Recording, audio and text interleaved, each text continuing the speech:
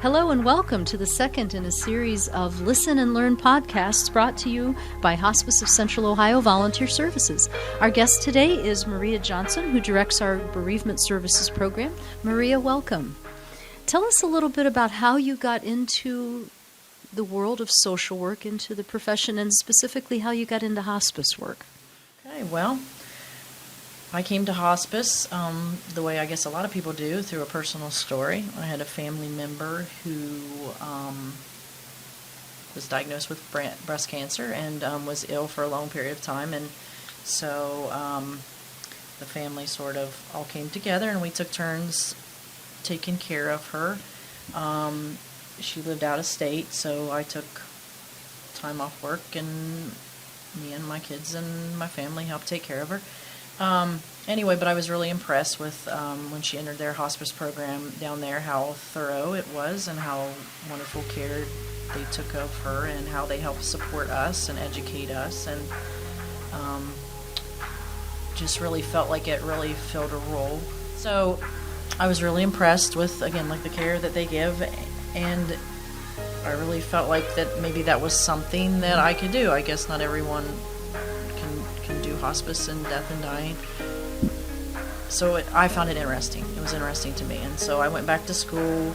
I had already started back to school leaning towards healthcare, but I guess I wasn't 100% sure what I wanted to do, and so that sort of cemented it for me. So I went into social work and then finished up my bachelor's and went and finished up my master's, and I actually did an internship here when I was in my master's program. I remember that. Yeah. I remember you being here. And then I started here for a while after I graduated as a contract employee, and then I left and did some home care for a little bit, and then they had an opening here, and so here I am. The rest is history, as they say.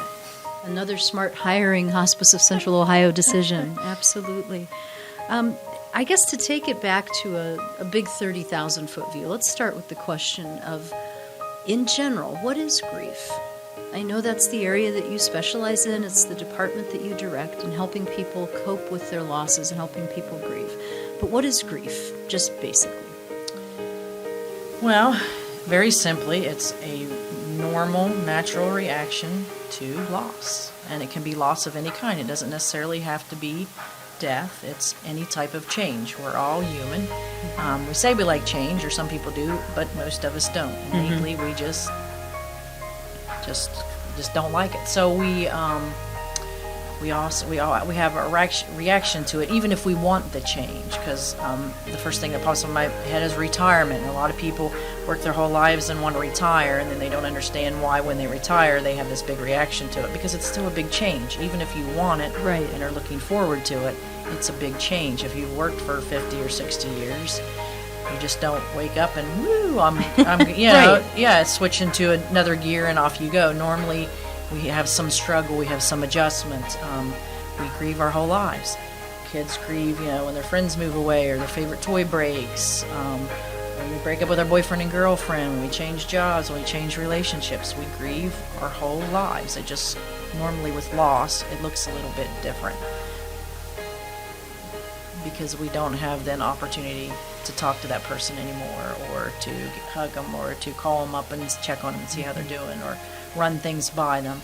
So death is a little bit more final, and so it's a little bit different, because not only do we grieve for the person and the physical loss, we grieve for any plans we had with them, or hopes and dreams that we had. Maybe we were going on vacation next year and we were looking forward to that, or so you grieve for all of that stuff too. You don't just grieve for the physical person, you grieve for the relationship, you grieve for the hopes and dreams you had, plans, all that stuff. So how do people grieve in general? I know everyone's different, and that's something that, at least from my experience here, we are really anchored in, is the understanding that every single individual grieves in a different way. But are there patterns, and if so, what kinds of behaviors or what kinds of ways do people cope with losses? There's a lot of different theories on grief, probably hundreds, maybe thousands. And again, like you said, everybody's different. Our culture, in my opinion, is very death-denying. So say some more about that. What does that mean, death-denying? we think we should take our 3 days off work and suck it up and everything's back to normal and go back. And when somebody asks you if you're okay, yep, I'm fine. And that's sort of the standard. Grief is painful, and so if it can happen to you, it can happen to me. And so the easiest way to not face it or not think about it or not get worked up or upset about it is just kind of pretend it doesn't happen. And so we sort of denial is a wonderful thing. People would use denial for coping all the time, and I think denial is good in little bits and pieces. But unfortunately, we tend to one of the first things people tell you when you lose someone is to keep busy, and that'll help. And it does. It helps for short periods of time, but you're not going to be able to deny grief for years and years and years, or it's going to come back in a different way. But basically, grief is more, I guess, like going kind of like a back and forth. It's minute to minute. 1 minute you might be sad, 1 minute you might be happy, 1 minute you might be laughing, 1 minute you might be crying, and that's how it is. Grief never goes away. You don't get over it. You don't wake up one morning, time does not heal all wounds. You don't wake up one morning and all of a sudden, woo, I'm cured, and off you go. It just doesn't work like that. It just sort of minute to minute, day to day. It changes. It gets a little easier as time goes by. You find ways to adjust. You find things that work for you. That's why I think grief support groups are really good, because therapists can give you thousands of interventions, but it doesn't mean that any will resonate with you. And we are creative. People are creative, and they come up with all kinds of crazy ways that helps them grieve. And when you get in a group full of people that are going through the same thing, one of them might say something, hey, I did this yesterday, and it really made me feel better. And it really might resonate with you, and you think, oh, wow, that might work for me too. So we sort of borrow from each other and piece things together. But grief is that individual as everybody is. That's what grief looks like. Okay.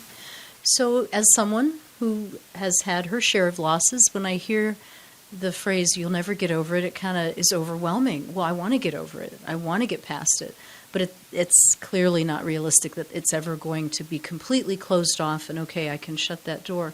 So as we in Hospice of Central Ohio approach how to support people who are grieving, how do we let that factor in? How do we help people get comfortable with the idea that this is going to be with you in some form or another, so that it doesn't become overwhelming, so that it doesn't become depressing to face a life full of, wow, I'm never going to get over that. Does that make sense? Yeah, I think, first of all, normalizing that everybody goes through this. I mean, there's not a person on earth, unless you live under a little rock somewhere, there's not a person on earth that's not going to grieve at some point in their life. I think when we grieve, we feel very isolated, and so people don't always resonate with that, or they don't always realize that there's a lot of other people going through the same thing at the same time that have been through it and will go through it again.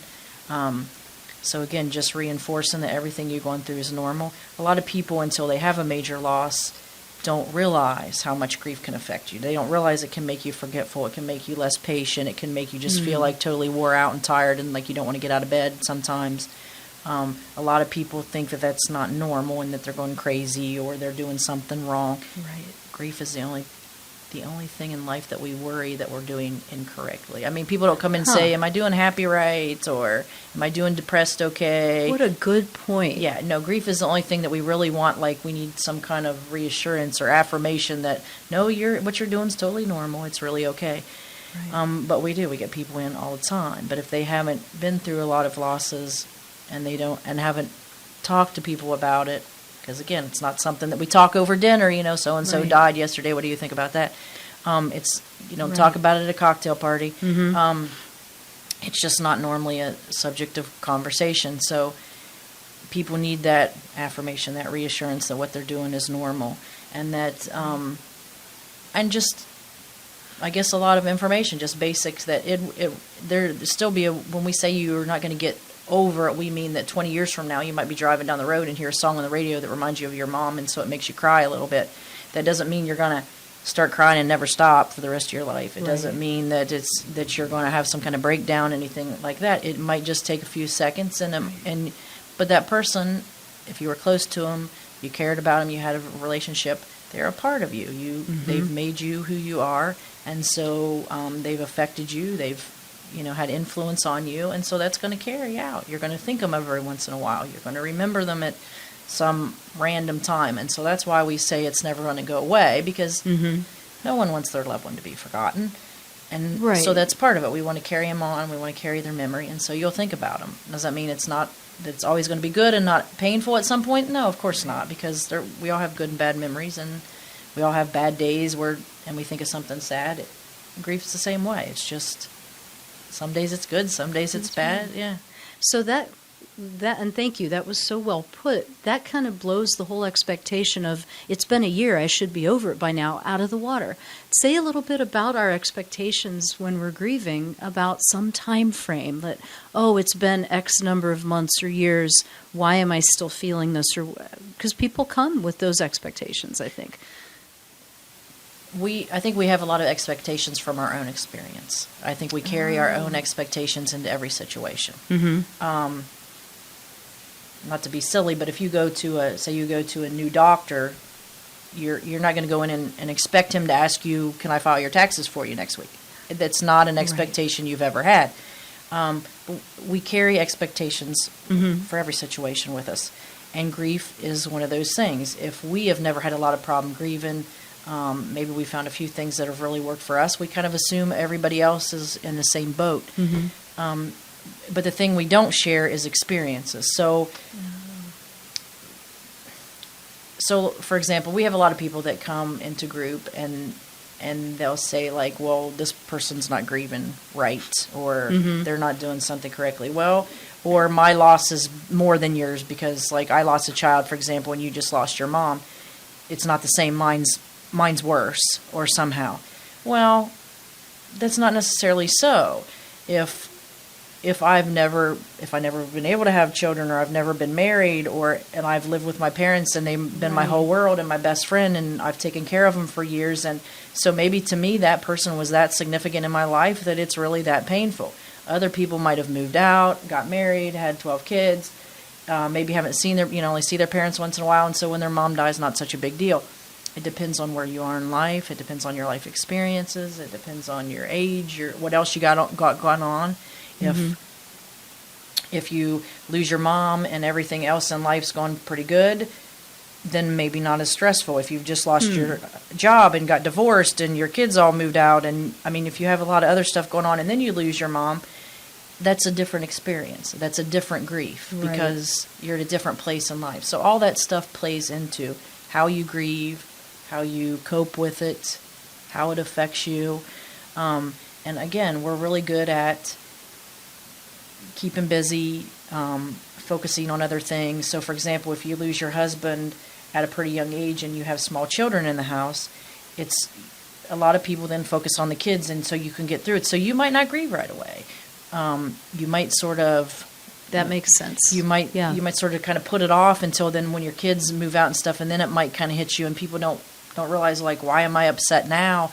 Well, because you focused on something else for that long period of time.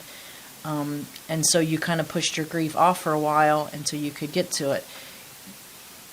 I guess, I don't want to say funny example, but it is kind of funny. I had a lady call me one time, and she was really upset because her dog had passed away. And it had belonged to her and her husband had died like a year or two prior for that. And she was really tearful and upset about it, but her main thing was she felt really guilty because she said, I feel like I'm having a harder time getting over the loss of my dog than I did my husband. Right. And we were married for like 60 years. And isn't that horrible? And so I just kind of explained to her, I said, no, not really, because your dog belonged to your husband. It was a way for you to still feel connected to him, and he was your support system. I mean, this dog was with you through this loss. He helped you get through it. You focused on him, took care of him, because that's what your husband would have wanted you to do.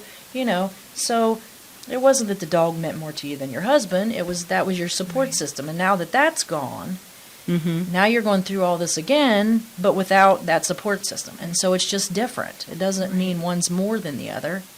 Right. It's different. So it sounds like our grief experiences accumulated over time are going to naturally overlap and intersect with each other. Because one loss is going to maybe pull things forward that weren't quite resolved or that we didn't realize weren't quite in hand, and I don't even want to say it that way because it presumes that grief is something we can control and contain, and it's not. It seems like it's beyond the rational. It's beyond anything that we were ever taught to figure out. We figure out linear things. Grief isn't linear. No, it's very interesting. Yeah. And we say that one death brings back other deaths, which is kind of true, but it doesn't mean that we're going to experience them all the same. Our brain hooks things together by emotion. So if that grief triggers different emotions, then our brain's not necessarily going to hook them together. So it just depends. And we're different. We're at different places. We need different things when we grieve for each loss. Okay. So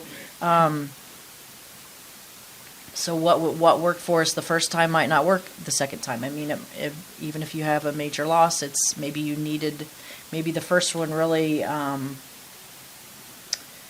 made you really sad, but it's made you less patient because you were grieving. It took a lot of your emotion, and so you had maybe you didn't need a lot of support. Maybe you just kind of took care of it on your own time, kind of isolated a little bit. And some people do that, just kind of reevaluate things, figure out where it fits in, and kind of process it and go on. And then maybe later on you have another major loss, and instead you need a lot of help. Maybe you need somebody trying to help you to kind of guide you and lead you. So maybe you need more, where before it would have aggravated you. You don't want anybody telling you what to do, but maybe now we do. I mean, it just depends. It depends on your situation. Again, it depends on the loss. It depends on where you are. It depends on all that. It depends on your age. It depends on all that stuff plays in.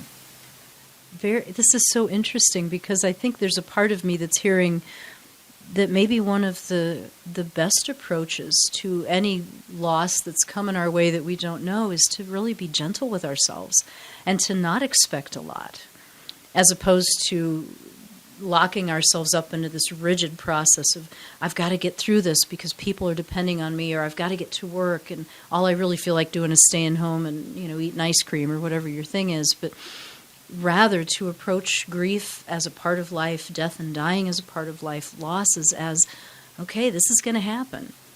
And here are some ways that I can prepare myself, or at least give myself a break, if I feel like I'm going to be expecting too much. It sounds like that's probably a better approach, and certainly one that we, as an organization who are experts in grief and bereavement, would encourage people to do, encourage our communities to do. Yeah, if you don't take care of yourself, you're not going to be able to cope or help or anything else. So, and I joke with people because I know our society, sometimes we say it's all about me, and that's like a joke. But when we are grieving, that's the one time in life I really think it is. It has to be all about you. Right. Because you're the only one that knows what you need. And there's times when you're grieving that you don't know what you need. It's kind of minute to minute. But no one else can grieve for you. No one else can take that burden from you. No one else knows what you need. So it's up to you. It's up to you to take care of yourself, be gentle on yourself, give yourself time, and communicate. Let people know. If there's a way someone can help you, to let them know.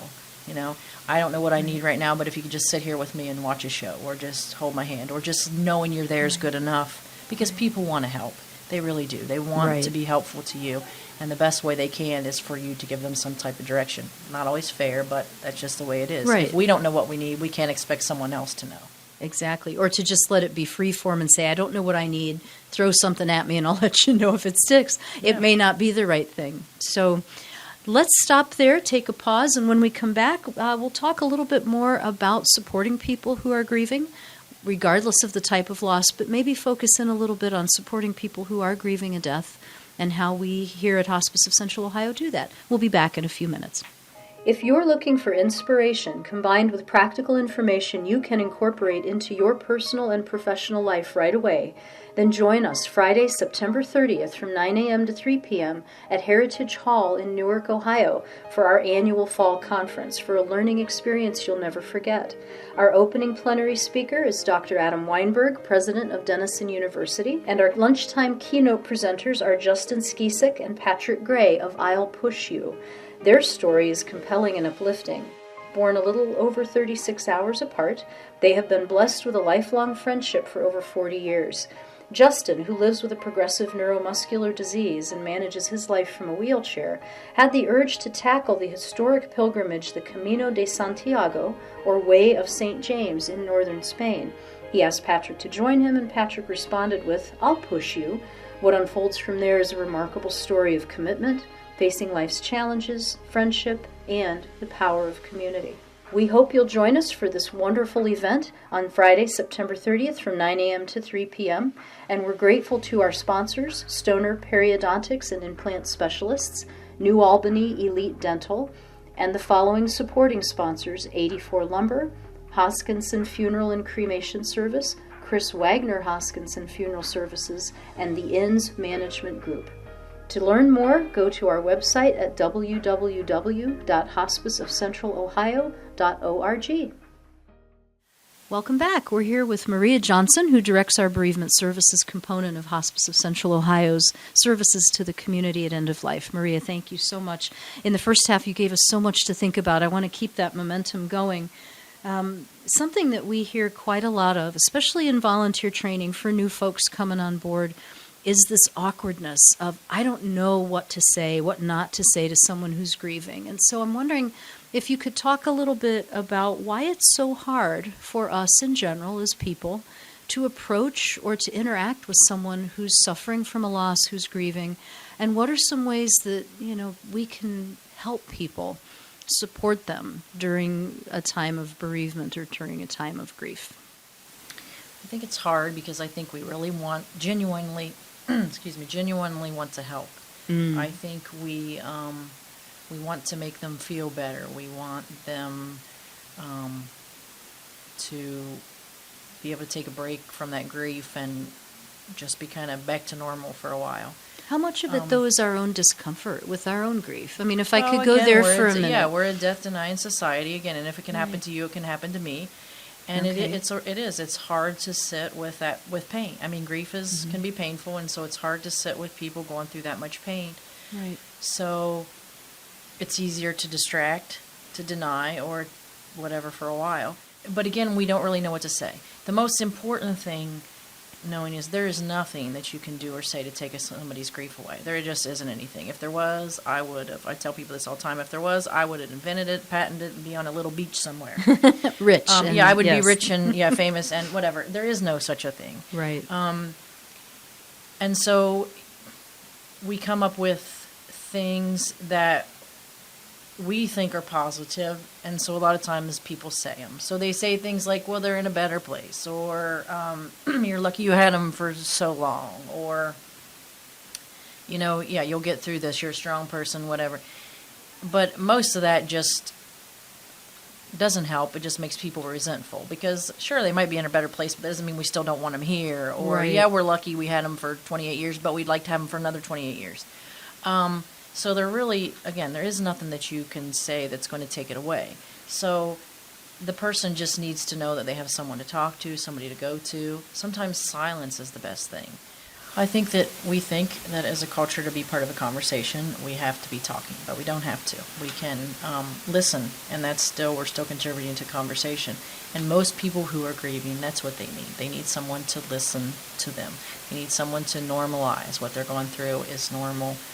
That everything's, they're not doing anything crazy, they're not doing anything out of whack, that's part of grief, that it's a normal, natural process, and everybody goes through it, and everybody will go through it.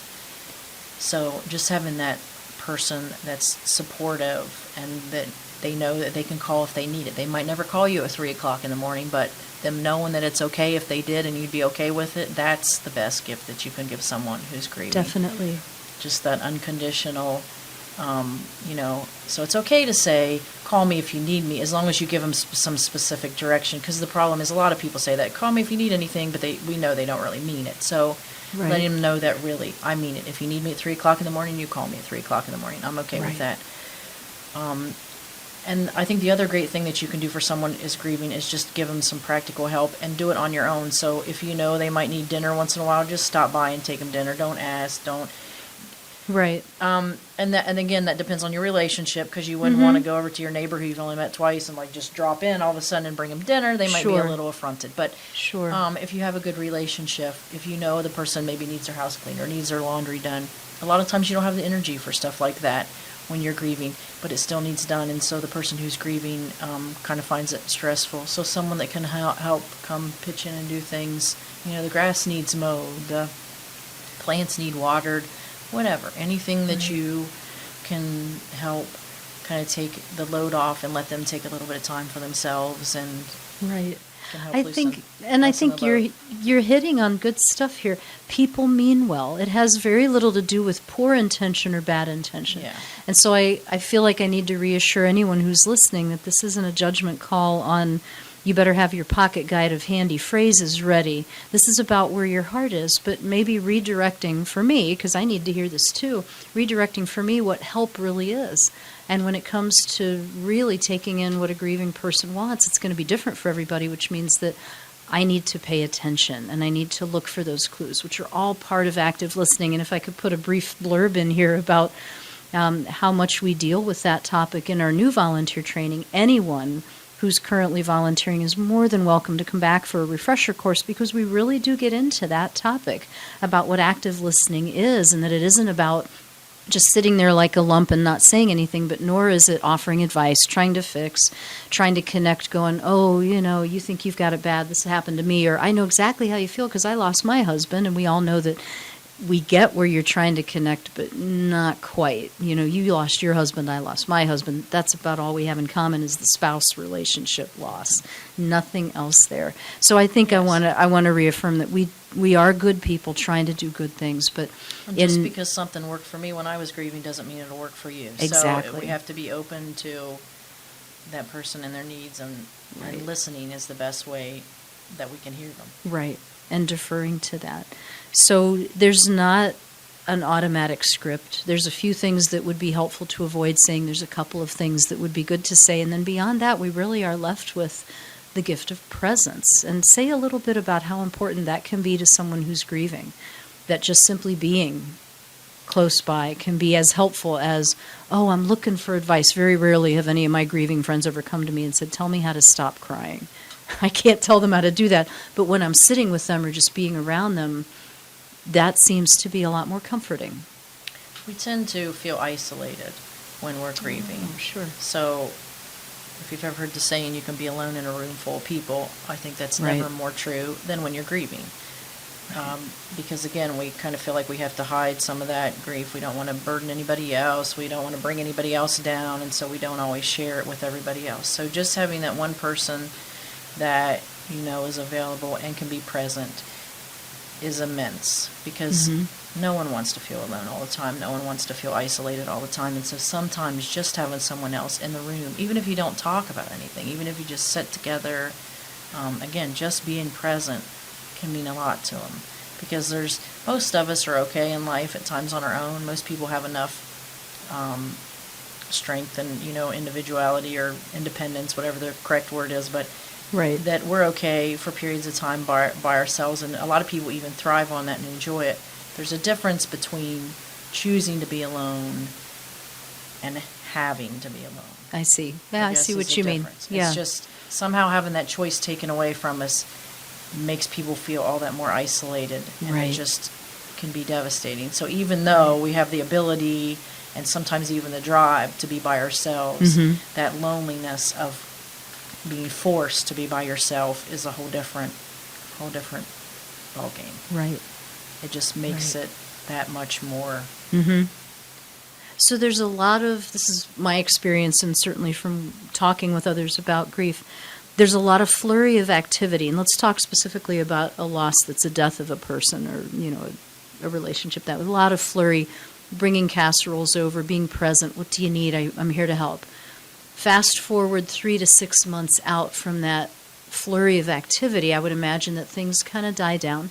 One of my favorite authors, Michael Perry, tells in one of his stories that the hard part comes when the last casserole dish is returned to the person who gave it to you. Now what do I do? There's this big yawning space of I don't know what coming up next.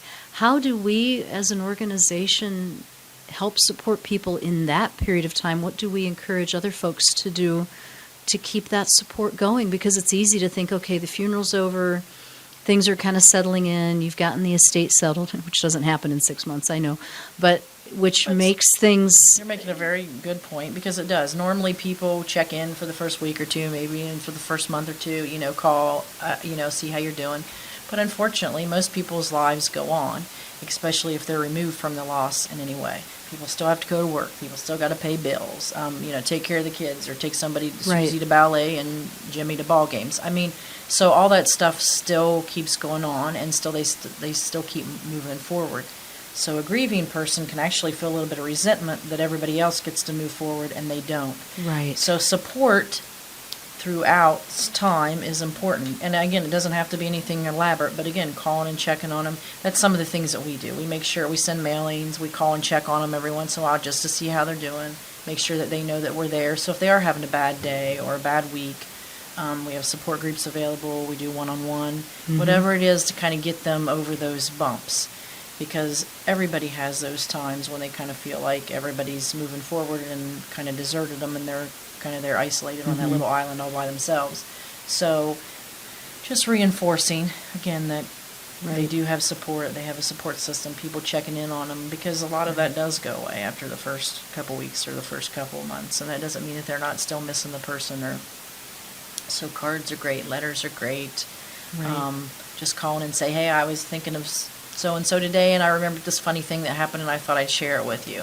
I mean, because again, no one wants their loved one to be forgotten, and so Right. for that person to know that you're still thinking about them or remembering them, Right. still sharing stories, or Right. so Even if that connection prompts the other person to cry, and I think that's one of the, I've had friends, oh, I didn't mean to make you cry when I brought that up. I'm grateful for their support, and I'm also grateful for the opportunity to kind of get a little bit more out of my system, and so that's Yeah. fine. But I think there's this discomfort that, oh, I'm going to say something that's going to trigger her to feel bad, and there is, and I think that's why a lot of people don't go around people who Right. are grieving, because they feel like they're going to say something or set them off or whatever. Okay, that person's grieving, and things are going to set them off regardless of whether you're there or not. So wouldn't it be better for you to be there to help support them through Sure. that bump, instead Sure. of just avoiding them altogether and them feeling like they're totally abandoned and nobody cares anymore? right, They're going to have ups and downs. Everybody does. Right. And they're going to cry. And they're going to have that regardless. Either way, that's part of grief. It goes Right. up and down and all over the place. Right. So, So, this may be a common perception, but if I have had a loss and it wasn't at all connected to a hospice experience, I probably won't think hospice first to go help, to get help with my grieving process. How are we letting the community know that whether they're connected to our program or not, whether they've had a loved one in our program or not, we're still there for them when they're grieving, no matter what the loss is?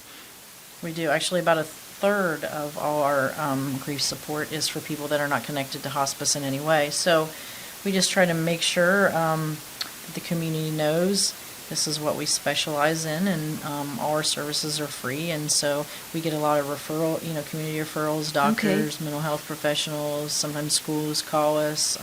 I think we've been here long enough that we have that presence, and they kind of know that we're the go-to people to get a little bit extra support in that way. So, but just continuing that message and that Wonderful. education to let them know that that's what we're here for, and that's what we do.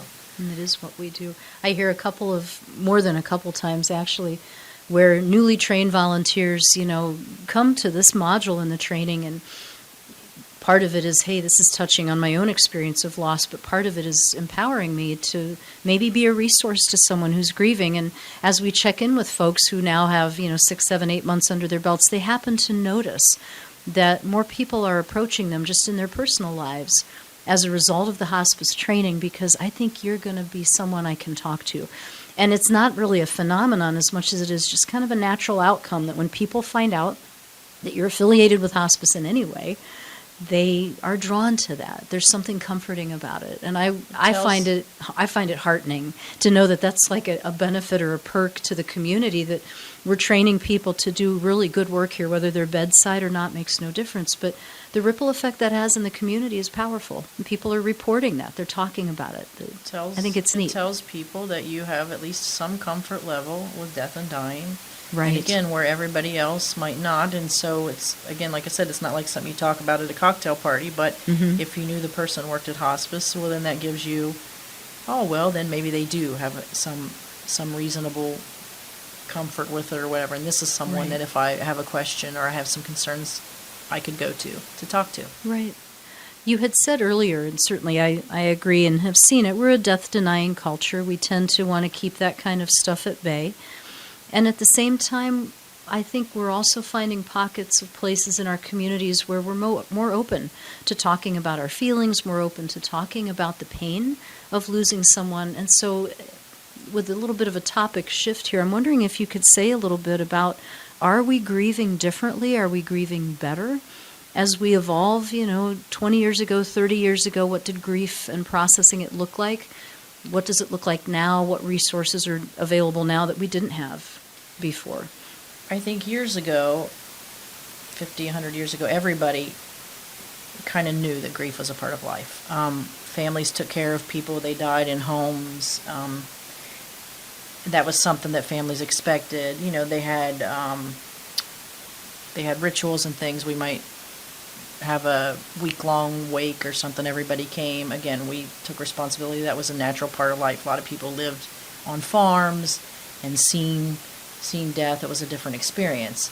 And then we moved to more like a hospital system, and so a lot of people died outside of the home, maybe facilities. A lot of people have services at a funeral parlor, for example. Mm-hmm. So that's kind of switched in our culture.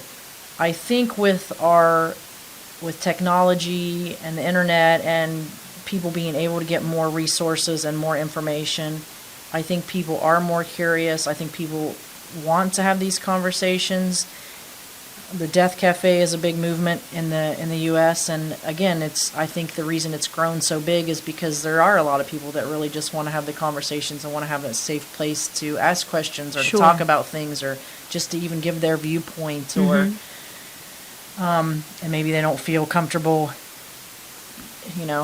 over bowling on Saturday to do it. So Exactly. it just gives them a safe place to kind of do that and explore those questions and concerns or whatever views or values, whatever it is. But I think that we are changing. I think we went through a period of time where we were very protective and we thought the best thing to do was, for example, like let's not send a kid to a funeral because we're going to protect them from that.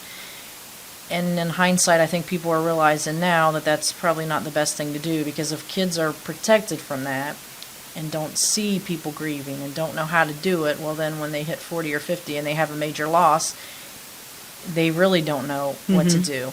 And they really fall apart and feel like they're going crazy because they've never seen anybody grieve. They've never had an example of somebody grieving. They don't know. They think something's wrong with them because no one else is going through this. I mean, I don't. My mom didn't cry when she lost her mom. Why should I? I mean, they really feel like something's wrong with them or they're doing something incorrectly.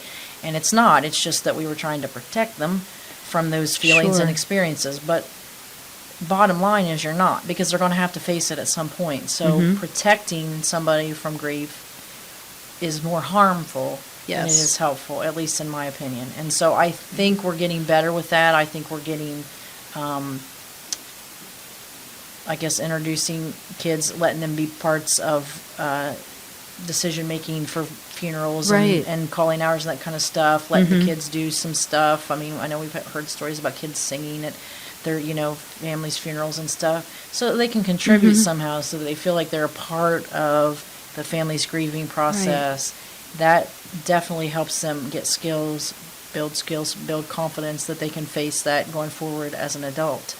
Right. So that stuff's all important. And learning how grieving happens across generations, how grieving happens at different developmental stages in our lives, and how that's so important, because as you can imagine, you've got a loss that kind of like the spokes of a wheel branches out into all these different directions across all ages. And so a spouse is going to grieve a spouse differently than the grandchildren are, than the adult children, and that's all happening in this very poignant, messy, if I may, kind of way, and yet an opportunity for that family to respect each other's different grieving processes and still honor that person's life. Share stories, and because we all have a different perspective. Again, even if we lost the same person, we all had a different relationship with that person. We all had different experiences with that person, and so being able to share with each other and talk about and I guess gain more knowledge and understanding of that person still helps. That helps the grieving process. It helps us feel closer to the person and again continue that person's memory.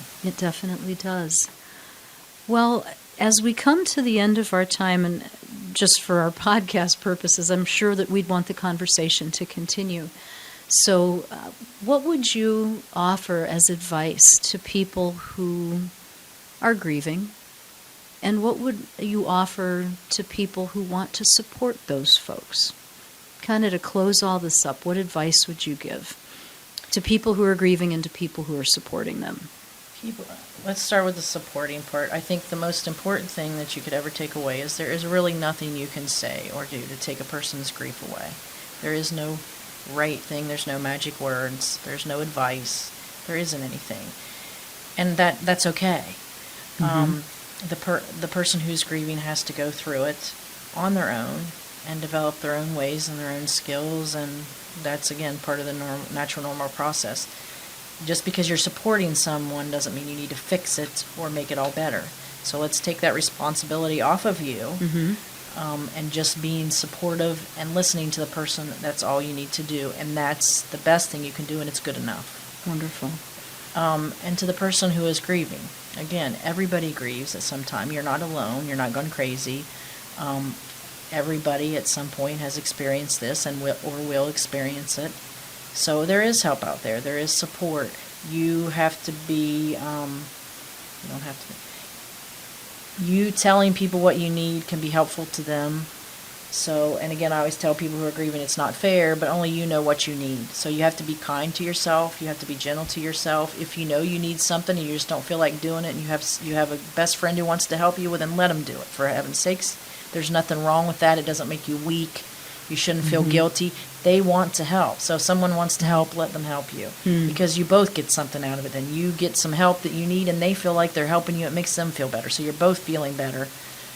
So there's no harm or shame in that. We all need help at some point in our lives through some situations. And to me, grief is the hardest thing that we go through. So, but it will get better. It will change. Again, we're never going to get over it, but it does it does change and get different, and we make it a part of our lives and keep that person in our hearts and our minds, and we go forward. They still influence us. We're not going to lose that part of them. We're never going to lose the good stuff. Right. So, but it's important to take time and be gentle on yourself and take time to grieve. I mean, we have to grieve. We do. And what good advice. Maria, thank you for taking the time to be with us today. And to our listeners, thank you for taking the time to listen to this podcast, the second in a series of our Listen and Learn podcasts, not just for our current volunteers and their continuing ed, but also for the community at large. What a great way to learn more about Hospice of Central Ohio. I encourage you to visit our website frequently for updated podcast links. You can go to www.hospiceofcentralohio.org. If you have a need to meet with one of the members of our bereavement services team, I encourage you to please give us a call at 740-788-1400. You will be connected to either Maria Johnson or Sherry Weiner. If you wanted to talk with any of our other social workers, they are also skilled at helping people cope with the losses that come around in their lives. So please take advantage of this very valuable and solid service that we offer to the community. Thank you very much.